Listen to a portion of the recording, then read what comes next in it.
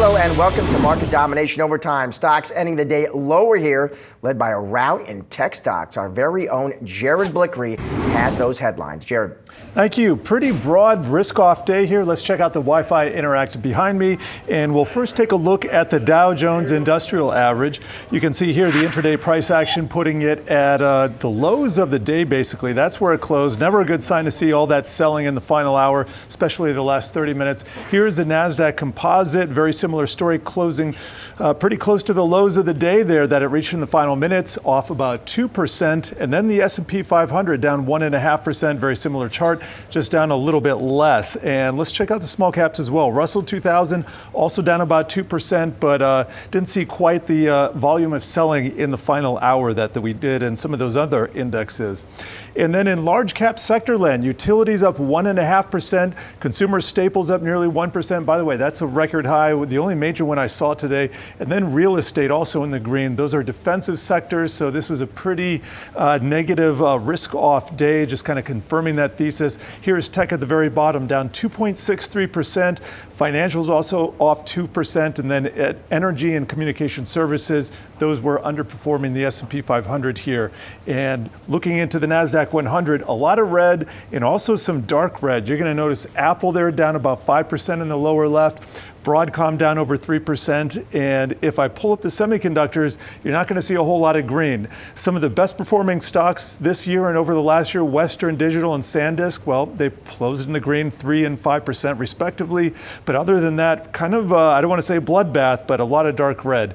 And very similar situation for software. Software has been under pressure the whole year. In fact, going back several months, we talk a lot about the SaaS apocalypse, et cetera. But let's check out the Dow now, and we do see a little bit more green, and some of those are the defensive staple stocks that I was talking about. Walmart is one of those, sells the stuff that you need. J&J, Johnson & Johnson, that was also in the green. And then McDonald's, not quite the staple, but kind of verging on that. Meanwhile, Disney was down 5%, IBM down 4%, and American Express down 3%. Josh. All right, thank you, Jared. Well, Applied Materials first quarter earnings just starting to cross the wire. Let me get you what I got here. Applied Materials bottom line, Q1 adjusted EPS 238. The street was closer to 221. I'm looking for the top line. That looks like a beat as well. Q1 net sales 7.01 billion. Consensus was 6.86 billion. So those are beats on the bottom and the top. You see the stock racing higher in the after hours. What's impressive about this is that heading into this print, this stock was already a rocket ship. It was up about 30% already this year. It was up nearly 90% over the past 12 months. Remember, this is a company, of course, that offers customers semiconductor equipment and services. AI, of course, we know, as we talk about every day on the show, has been driving a lot of computing demand. Most analysts, even after this print, you can look at that chart there, they still like it. Nearly 75% of analysts say, yes, you want to buy AMAT here. The average price target around $335. Well, Applied Materials reporting first quarter earnings just moments ago. Let's get some more reaction with Cory Johnson, Chief Market Strategist at Epistrophy Capital Research and host of the Drill Down podcast. Cory, AMAT numbers just crossing. Initial reaction, positive, 8% pop. After a monster run into this print, what do you make of it? The numbers look good. I want to dig through a little bit deeper and see where we saw sales. They're going to give us some percentages on where sales were, in particular in China, and what we saw there. They remember that end of last quarter, they told us they're going to take a huge hit from the Commerce Department's decision to not let them sell a lot of materials into China. They said, and so that was sort of a readjustment for the company, but the stock, as you mentioned, has been off to the races since then after taking a big dump. Then, look, the complications of making semiconductors are interesting, not just for the sale of new equipment, but also their global services business, which has been kind of up and down single percentages. We want to see what that quarter's done, what that business has done here, because the complications in making chips and AI of all kinds of chips with existing equipment should provide them a little bit of boost in this services business, which has been kind of steady Eddie for them for a long time. Let's broaden out, because listen, we're talking AMAT. The reason you're piling it is part of that great AI CapEx trend. Yeah. What do you make of that trend? When we heard from big tech, some of the numbers, it was hard to get your head around. Like I thought when I saw Amazon sold off. When I saw Amazon, $200 billion. I thought I read that wrong. No, we were all looking like, wait, what was the number? 200, right? What do you make of that? I make opportunity out of that. I literally am making opportunities out of that in my own portfolio. But I think that, these are the companies that I cover, these are companies that I write about, and it is nothing but good news for technology to have an extra $100 billion here, an extra $100 billion there. We estimate there'll be about $837 billion spent in 2027 just by the 7 biggest companies doing AI development. That being Microsoft, Google, Oracle, Meta, Amazon. We threw CoreWeave in there just because they're seeing a big ramp up in what they're spending. As problematic as that company's balance sheet is, look, there is so much money flowing into data center build-outs right now for one reason. They don't want to not have capacity when customers come to them for AI. They want to build that capacity in advance of that. Now, that may be good or bad for those companies, right? It may be good or bad for Amazon, maybe good or bad for Oracle and Google and others. But it's only good for the semiconductor makers, which we estimate are going to be about 33% of those revenues are going to flow right into semiconductor companies, but also networking, optical cabling, power systems, liquid cooling and construction, concrete, steel, insurance. You're going to see billions of extra dollars that we now know about that we didn't know about 3 weeks ago flowing into those sectors. And that's only good for those businesses. So investors have decided, Cory, your point, AI is playing out in chips. It's playing out in some of the other verticals you just mentioned. I don't think investors have decided at all. I don't think they get this. I think they're getting this wrong. You think they're getting it wrong? I think they're getting it wrong. I think the sell-off in the makers of AI, of the giant companies that are going to control AI, is a mistake because those are temporary CapEx some of them they numbers. sold off. Some of them they rewarded. Like Zuckerberg got rewarded after that print. Right, and Microsoft also, I should say, said they were going to slow down their spending not because of a lack of desire, but just because of a lack of capacity for 2026, and it's going to pick up again in 2027. Well, how much do you think with Microsoft though? Because that's an interesting name to bring up. How much do you think about that was, there was some disappointment around Azure, and people looked at Copilot and said, hold on a second, just 15 million? That's it after, I don't know, was it 2 years?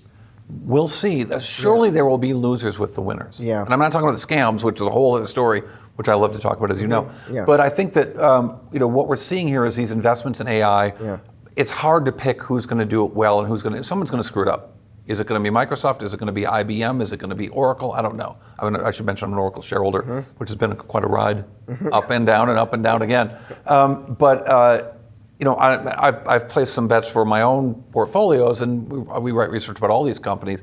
But I think that regardless of who ends up the winner in the end of the game hosting all the AI systems, whether it's Amazon or whether it's Oracle or it's both, the money's going to be spent on the component makers. The money's going to spend on the AI infrastructure, and those have been some kind of fantastic. Here's where investors have decided that it's not going to be a place to win, which is software. Yeah. The IGV, the software ETF, remarkable chart. You've done a round trip to the April lows from last year. It's ugly. What do you make of that? I think that's dumb too. Why? Why do you say that's dumb? Because all software is not going to be replaced by someone using chat code. But it's not all, Cory, but investors say, this tech is moving so fast, I can't tell who's going to be a winner and loser, so I just want out for now. See, I think one of the things that's going on is there's a repricing also because of the notion that a rule of 40 is not the way to actually judge these things. Explain this that. notion that fast growth, no cash flow companies are the best ones to own, like Palantir. Right, and they have some cash flow, but nowhere near the valuation in terms of free cash flow yield. And I think that investors are starting to figure, they can decide whether or not they want to invest in growth that doesn't have cash flow or not. But there was this kind of all-in SaaS trade for the last 10 years that I think is being appropriately revalued. Well, you bring up a very good point, which I wanted to ask you about, which is I was listening to Josh Brown's podcast. Yeah. Smart guy, that Josh. Downtown Josh Brown. Downtown Josh Brown. And yet he's in Midtown. Right. He keeps you guessing. He said something I thought was so interesting. I want to run it by you, and you just I just wanted to show local knowledge because I'm here in New York. Right there, of course. He said on the show that there's all this talk in the market about broadening and the rotation. He says that is not the theme. That's not the theme. He said the dominant investing theme, he said, it's halo. What does he mean by that? He says heavy assets, low obsolescence. Meaning, he says, I think what people are doing right now is they're saying, I'm going to go to bed, I want my money in something, where as I sleep, I can rest assured that Sam Altman and OpenAI and Anthropic are not going to throw a grenade at me. I'm going to wake up and get shelled by something. So I want to move into something where an LLM I don't think is going to destroy me. So what is a halo stock, Josh says? What are they moving into? Exxon is Halo. It's up Yeah. 30% this Yeah. year. Walmart is Halo. It's up 20% this year. To your point, if that's true, that is kind of a remarkable shift because, as you say, Cory, last, 10, 15 years, you've been told as an investor, go asset light, high margin software. Yeah, well, margins are good. Fast growth is really good. We get that in technology. But it is, stock pickers and people who do research wish that it was always a stock pickers market and a market that's driven on research and fundamentals. And it is still largely not. It is still largely a passive investing market where everything goes together. All the software names sell off, even though probably only some of them should sell off. All the AI infrastructure names are either up or all down together. That's the power of indexes in our market, and it is not distinguishing winners and losers in the short-term basis. And it's torture because it's dumb. It's torture for us to do research because it's dumb. But the smart investors who can figure out which companies are going to succeed, who can figure out which optical networking component is going to benefit from co-packaged optics if they ship in 2027, and which ones aren't, and make those decisions. To your point, the guys who do the hard research like you, is there a concern that a story can take hold, like a narrative can take hold in the market? People can just decide, dude, AI is the death of software. I honestly think big bad Benioff and Salesforce, I think he could print a quarter and crush top and bottom and smoke guidance. I still don't think they'd buy it right now. Yeah. And I just wonder with this story, it just overtakes the fundamentals. It is happening certainly in the short term, but I have to believe that fundamentally, in the long term, the market's a weighing machine, not a voting machine. Yeah, except when do you get in? Is it like, okay, 4 or 5 quarters? And I don't mean to pick on Salesforce, but Salesforce, Adobe, pick your name. Mark can take it. Yeah. He's a big guy. He is a big guy. He's almost as tall as me, and I'm freakishly tall. Right. Would it have to go 4 or 5 quarters? And then finally someone's like, okay, well, maybe it isn't dead. When does that catch up? Timing the market's impossible. Yeah. It's a fool's game, and yet this is what we do all the time: is try to pick a bottom, try to run with the trend in the marketplace. But I think that over the long term, when you buy a stock that's high, you buy less of it. When you buy a stock that's low, you buy more of it, just by the nature of how this thing's a dollar cost averaging can be the winner of the over the long term. But some of and keeping your winners, managing a portfolio is really hard. Yeah. It's really hard. I've been doing research and managing portfolios for most of my life, and it's just torture when you get the research right and the portfolio management wrong. It's a different game than actually doing the research. I'll get you out on this. Another name you mentioned, Oracle shareholder. As you noted, it's been a roller coaster. Yeah. You stick with it? I don't give investment advice, but what I'll say is I think that Oracle is winning the contracts that everybody else wants. Now they get beat up for winning the OpenAI contract. You don't think Microsoft and Amazon and Google and IBM and fill in the blank all were chasing after those giant OpenAI dollars, all the money OpenAI is raising that they're going to spend on data centers? Everybody wanted that business. Oracle's excellent sales team, the best sales team in all of technology, everyone would agree. The best sales team in all of technology got that contract. They won the biggest contract in the history of business, and that's been perceived as being bad news for the stock. I'm taking the opposite bet. I think it's going to be good news for this company. I think that they looked at what the world was going to look like in the next 5, 10, and 20 years and said, we are right next to this opportunity with data centers. Maybe Google and Amazon got it there before us. We're going to use a client in TikTok. My theory is that they use TikTok as a client to build out a data center infrastructure in the US and then beyond. And now are throwing out on this AI contract, this OpenAI contract, that they're going to be one of the dominant companies in data centers. And I think that over the long haul, that's going to be great for them. That's why they're willing to borrow money to do this kind of deal. Just like they've been on the debt markets for other big acquisitions like Cerner, like PeopleSoft back in the day. That's how they've grown this business beyond databases. And I think that their experience in the data center is going to be similar to the experiences they've had in all the other businesses they've gone into and done wonderfully with. Best sales team in the business. Absolutely. Absolutely. All right. Somewhat, yeah. They used to say, you lived in San Francisco. Yeah. They used to say if you're lost in the peninsula, the way to get to the marina and the big houses is just follow the Oracle's guys, the BMWs leaving Redwood City. That's right. Cory, John, thank you, sir. Always great to see you, my friend. Good to see you. Coming up, Coinbase results and analyst reaction. That's straight ahead.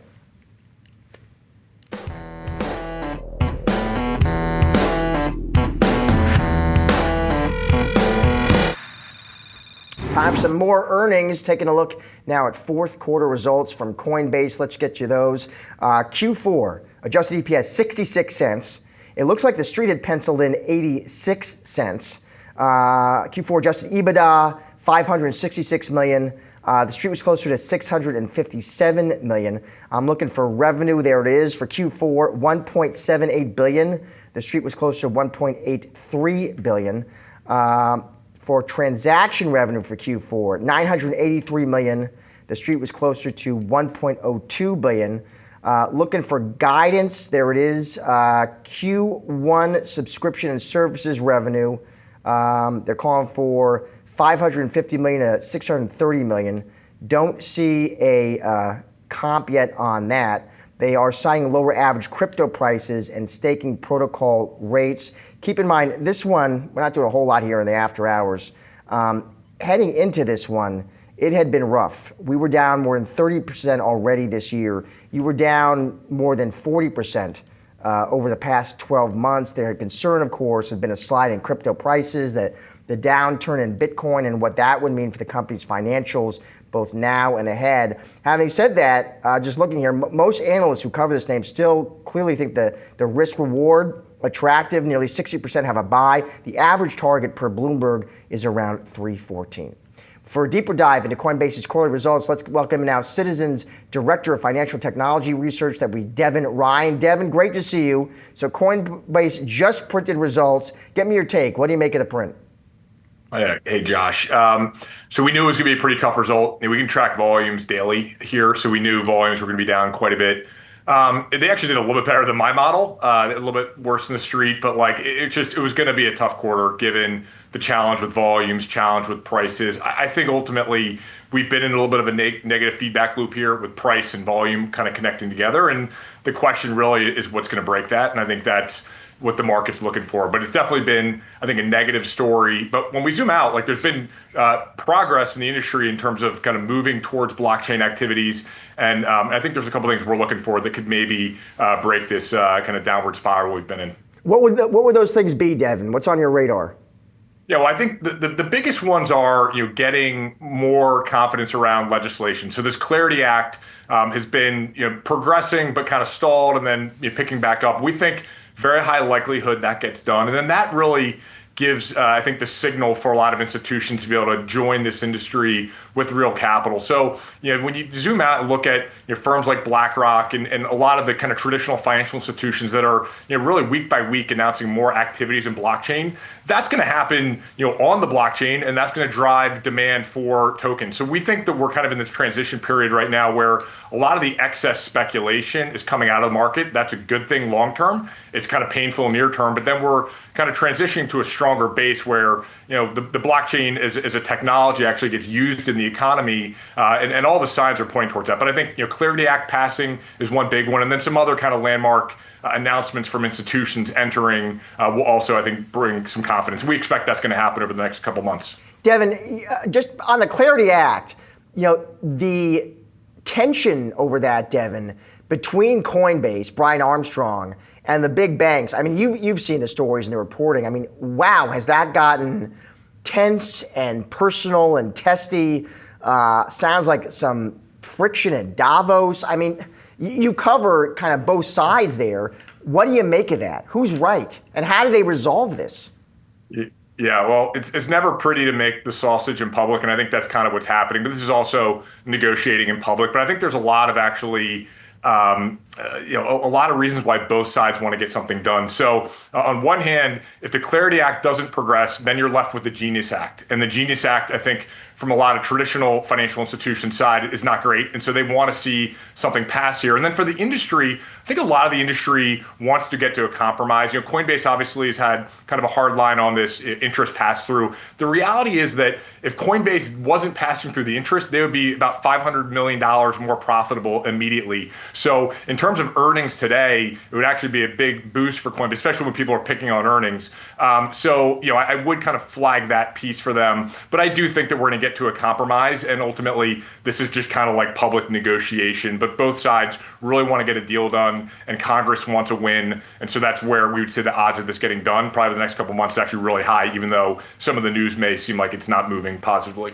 One question, Devin, I think a lot of investors would have, just to put it directly, if crypto continues to cool here, Devin, what does that actually mean for Brian Armstrong's financials? Like, as a financial analyst, you try to model that out. What does that mean for, trading volumes, for EBITDA? Like, how do we quantify this?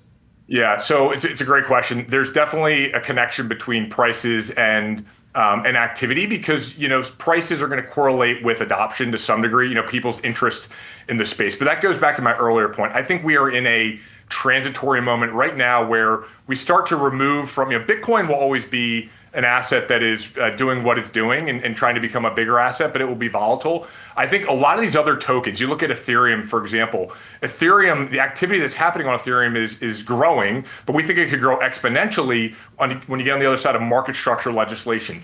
When that happens, the demand for ETH as a token isn't all about speculating on ETH's price. It's about what is the utility of ETH to do more activity on the blockchain. You need ETH to power the blockchain, just like you need oil to power airlines and transportation industry. I think that's where this industry is going. So that doesn't mean it's good for all crypto prices, but it means that the industry is going to get to a more serious place where it's not just about speculation. But in that world, there will be a lot more demand for ETH, as an example, as a token, and that will be good for Coinbase. So I come back to this view of prices matter in the near term. We are detaching, I think, from everything being correlated with Bitcoin, and some of these actual working blockchains are going to see real demand, if I'm right, around it getting integrated into the financial system. Devin, I like how you put it here. You say execution matters about Coinbase. You say investors won't pay for 5 future businesses unless 2 or 3 are clearly scaling. So having said that, Devin, I guess, which ones as an investor should I be watching, most closely with Coinbase?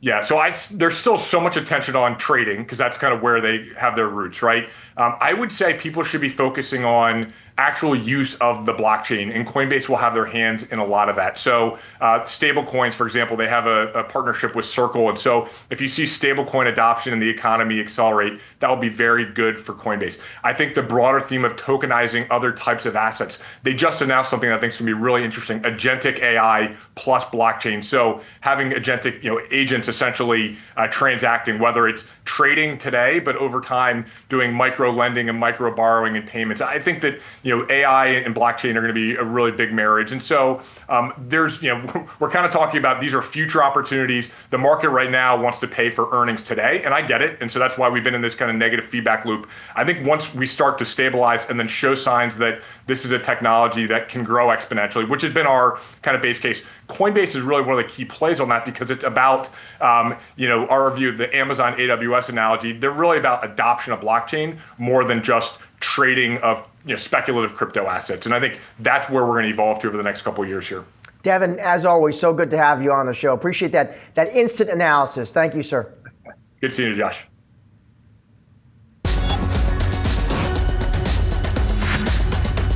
Time now for what to watch February 13th. The busy end to the week for markets, with inflation and earnings both in focus. The delayed consumer price index for January, that's coming out on Friday. Economists are expecting headline CPI to hold steady at 0.3%, while core CPI, which strips out food and energy, is seen picking up to 0.3% from 0.2% on a month-over-month basis. After a stronger than expected jobs report, investors will be watching closely to see whether inflation is proving sticky and what that could mean for the Fed's rate path in 2026. Turning now to earnings, Moderna reporting fourth quarter results on Friday. Analysts expecting the company to reiterate its view for about 10% sales growth in 2026, but there are questions around how durable that outlook is.